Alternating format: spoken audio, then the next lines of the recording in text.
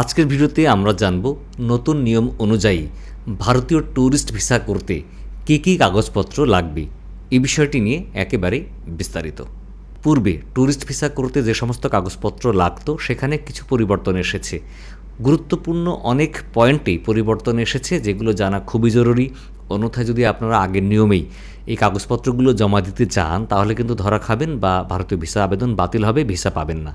কারণ এখন অনেক কষ্ট করে আপনার স্লট পাচ্ছেন, অ্যাপয়েন্টমেন্ট ডেট পাচ্ছেন, অনেক টাকা খরচ করে পাচ্ছেন অনেকেই।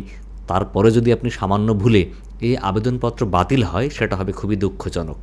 তাই আজকের ভিডিওতে আমরা জেনে নেব এই নতুন নিয়ম অনুযায়ী কী কী কাগজপত্র লাগবে বা দিতে হবে এবং সেটা কিভাবে দিতে হবে। এ বিষয়ে ভারতীয় ভিসা আবেদন কেন্দ্রের যে নথির প্রকারভেদ বা ভিসা করতে কী কী নথি লাগবে যে তথ্য আছে সেখানে কিন্তু পূর্বের ইনফরমেশনগুলোই আছে, এগুলো দেওয়া নেই। আপনি এই নতুন ইনফরমেশনগুলো পাবেন যখন স্লট দেওয়া হচ্ছে, মানে স্লট দেওয়ার যে টাইম, অর্থাৎ প্রতি রবি থেকে বৃহস্পতিবার পর্যন্ত দুপুর 12টা থেকে 5টার মধ্যে আপনি যদি ওই অ্যাপয়েন্টমেন্ট নিন এখানে ক্লিক করে স্লট নেবার যে প্রক্রিয়া সেখানে প্রবেশ করেন তাহলে এই নিয়মটা দেখতে পাবেন। অথবা আপনি শনিবারে সকাল 10টা থেকে 12টার মধ্যে প্রবেশ করলে দেখতে পাবেন, যেখানে আপনার এই ভিসা আবেদন প্রক্রিয়ায় নতুন যে নিয়মগুলো এসেছে সেগুলো ডাউনলোড করে দেখার সুযোগ রয়েছে। এই পেজটা মূলত ইংরেজিতে দেওয়া। এই পেজগুলিতে মূলত ভারত বর্তমানে বাংলাদেশি নাগরিকদের যত ধরনের ভিসা ইস্যু করছেন প্রত্যেকটা ভিসা করতে কী কী কাগজপত্র লাগবে এই বিষয়ে বিস্তারিত দেওয়া আছে। যাই হোক, এখন আমরা জানবো যে এই ট্যুরিস্ট ভিসা করতে মূলত এখন নতুন নিয়ম অনুযায়ী কী কী কাগজপত্র লাগছে। যদিও কাগজপত্রগুলো একই, কিন্তু এর সাব ক্লজগুলো একটু ডিফারেন্ট। প্রথমত আপনার লাগবে হচ্ছে একটা অবশ্যই আপনার কারেন্ট ভ্যালিড পাসপোর্ট, যে পাসপোর্টের ন্যূনতম 6 মাস মেয়াদ থাকতে হবে। এখানে বলা আছে যে এই রুলসে 6 মাস মেয়াদটা ক্যালকুলেশন হবে যেদিন আপনি আবেদনপত্র জমা দিবেন সেদিন থেকে 6 মাস, অর্থাৎ সেদিন থেকে পরবর্তী 6 মাস যেন মেয়াদ থাকে। 2 নম্বর হচ্ছে যে এই যে পাসপোর্টটা আপনি জমা দিবেন, আবেদন করবেন যে পাসপোর্ট নিয়ে, এই পাসপোর্টের যেন ন্যূনতম 2টি পৃষ্ঠা অবশ্যই খালি থাকে, মানে খালি পৃষ্ঠা থাকতে হবে, যেখানে একটাতে তার পাসপোর্টের স্টিকার সিল দিবেন, অন্যটাতে এন্ট্রি এক্সিট সিল যেন তারা দিতে পারে ইমিগ্রেশন কাস্টমসে। তারপরে 3 নম্বরে হচ্ছে যে এর সাথে আপনার যত ওল্ড পাসপোর্ট আছে, মানে পুরাতন পাসপোর্ট, 1টা 2টা এরকম থাকতে পারে একাধিক, এই পাসপোর্টগুলো জমা দিতে হবে। মানে কোনো পাসপোর্ট হারিয়ে গেলে কিন্তু আবার লস্ট পাসপোর্ট হিসাবে বিবেচ্য হবে, তখন আলাদা আলাদা কাগজপত্র। 2 নম্বরে আপনার জন্য প্রয়োজন হবে একটি 2 ইঞ্চি বাই 2 ইঞ্চি সাদা ব্যাকগ্রাউন্ডের রঙিন ছবি, পুরো মুখমণ্ডল দেখা যাবে।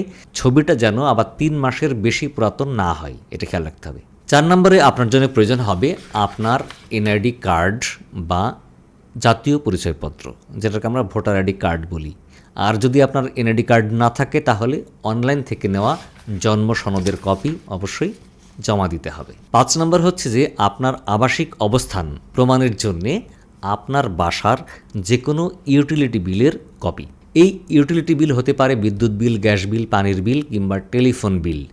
এই বিলটার ক্ষেত্রে বলা আছে যে পেইড বিল হতে হবে, অর্থাৎ এমনি বিল দিয়েছে বিদ্যুৎ অফিস এখনও পরিশোধ করেননি সেটা দিলে হবে না, আপনার পেইড সিলযুক্ত বিল সাবমিট করতে হবে।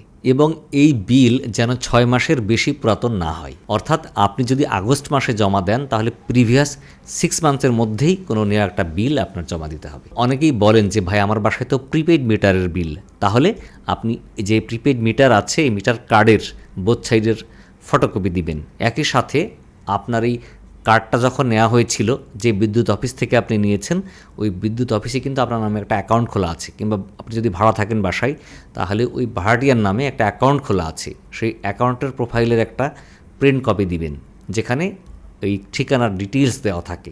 ওই ঠিকানা অনুযায়ী আপনি অ্যাপ্লিকেশনও করবেন। তো এটা হচ্ছে মূলত এই প্রিপেইড মিটারের কপি, যেখানে ঠিকানা দেওয়া আছে। এটা হলো ডেস্কোর প্রিপেইড মিটারের ফটোকপি। ডেস্কোর প্রিপেইড মিটারে কিন্তু ওই বাসা মালিকের ঠিকানা দেওয়া থাকে, ফলে এটা খুবই একটা ভালো দিক। তারপরে 6 নম্বরে হচ্ছে যে প্রুফ অফ ফাইন্যান্সিয়াল সাউন্ডনেস, মানে আপনি যে আর্থিকভাবে সচ্ছল, ওই দেশে যেতে পারবেন, যার সক্ষমতা আপনার আছে, তার প্রমাণ হিসাবে আপনার আর্থিক সচ্ছলতা প্রমাণের কাগজপত্র দিতে হবে। তার জন্য আপনি 2 ধরনের কাগজ জমা দিতে পারেন। এক, ডলার এন্ডোর্সমেন্ট। হতে পারে যে আপনি কোনো ব্যাংক থেকে ডলার কিনে আপনার পাসপোর্টে এন্ডোর্স করবেন, সেক্ষেত্রে ওই ডলারের পরিমাণ হতে হবে ন্যূনতম $200। আর আগের নিয়মে ছিল $150, এখন কিন্তু $150 বাড়িয়ে $200 করা হয়েছে ন্যূনতম। অর্থাৎ আপনি জনপ্রতি $200 হিসাব করে এনরোলসমেন্ট করবেন। যদি আপনার ব্যাংকে কোনো অ্যাকাউন্ট না থাকে কিংবা আপনার আন্তর্জাতিক ডেবিট কার্ড বা ক্রেডিট কার্ড না থাকে, তাহলে আপনার ব্যাংক থেকে ডলার কিনতে হবে, কিনে পাসপোর্টে এনরোলসমেন্টের সিল লাগাতে হবে। তারপরে আপনার ওই ব্যাংক ডলার ক্রয়ের যে রসিদ দিয়েছিল সেই রসিদের কপি নেবেন, একই সাথে আপনার পাসপোর্টে যে এনরোলসমেন্টের সিল দিয়ে দিয়েছে সেটাও আপনার আবেদনপত্রের সাথে জমা দিতে হবে ফটোকপি করে। এই যে এরকম একটা সিল দিয়ে দেওয়া হয়, এই সিলের কপিটাও জমা দিতে হবে। যদি আপনি ব্যাংক থেকে ডলার ক্রয় করে সেই এনডোর্সমেন্টের কপি জমা দেন, সেক্ষেত্রে কিন্তু এই এনডোর্সমেন্টের আবার মেয়াদ নির্ধারণ করে দিয়েছে যে 3 মাসের বেশি পুরাতন হলে চলবে না। এছাড়াও আপনি জমা দিতে পারেন আপনার কোনো সেভিংস অ্যাকাউন্টের ব্যাংক স্টেটমেন্ট। হতে পারে আপনার বাংলাদেশের যে কোনো কমার্শিয়াল ব্যাংকে আপনার সেভিংস অ্যাকাউন্ট আছে, হতে পারে আপনার কারেন্ট অ্যাকাউন্ট, হতে পারে কোনো বিজনেস অ্যাকাউন্ট, কোনো সমস্যা নাই। এই অ্যাকাউন্টের ব্যাংক স্টেটমেন্ট জমা দিবেন।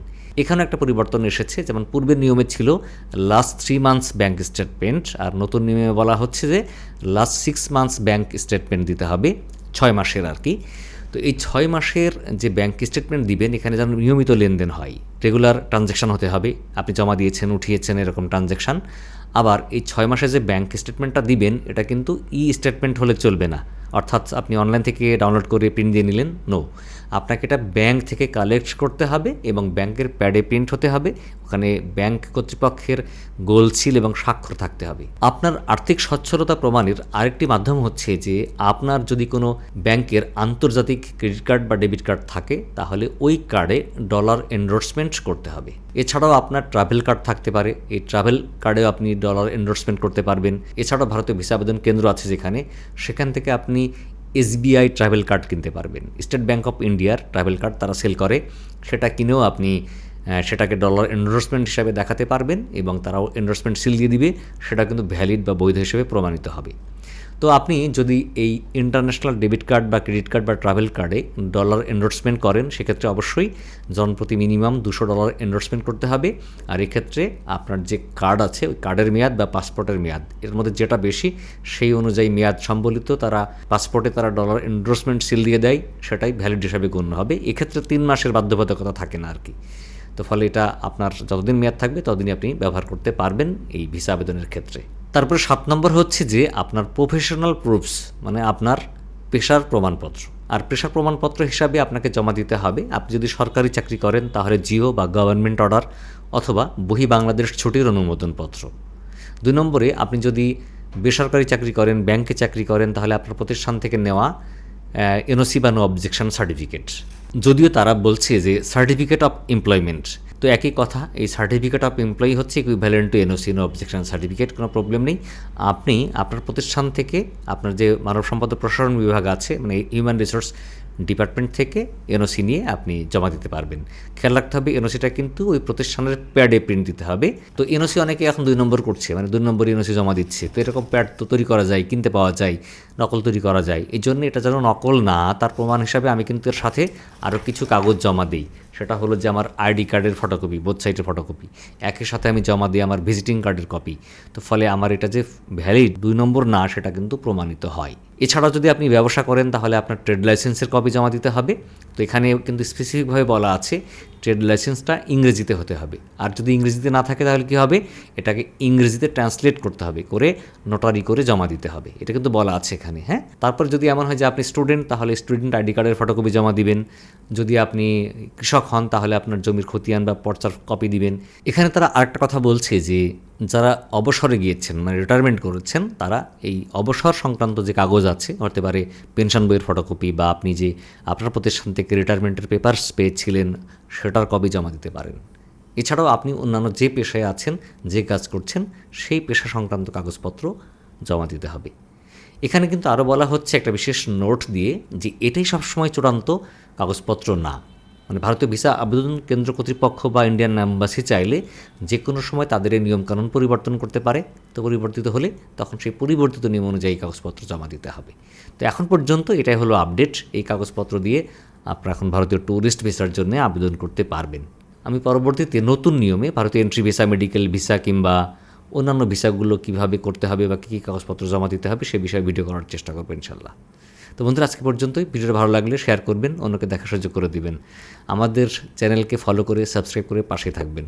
ডেসক্রিপশনে থাকবে ফেসবুক পেজ, ফেসবুক গ্রুপের লিঙ্ক, সেখান থেকে আমাদের সাথে যুক্ত হয়ে যেতে পারেন। আপনাদের কোনো প্রশ্ন বা মতামত থাকলে লিখতে পারেন সেখানে। বিদায় নিচ্ছি আজকের মতো। আল্লাহ হাফেজ, আসসালামু আলাইকুম।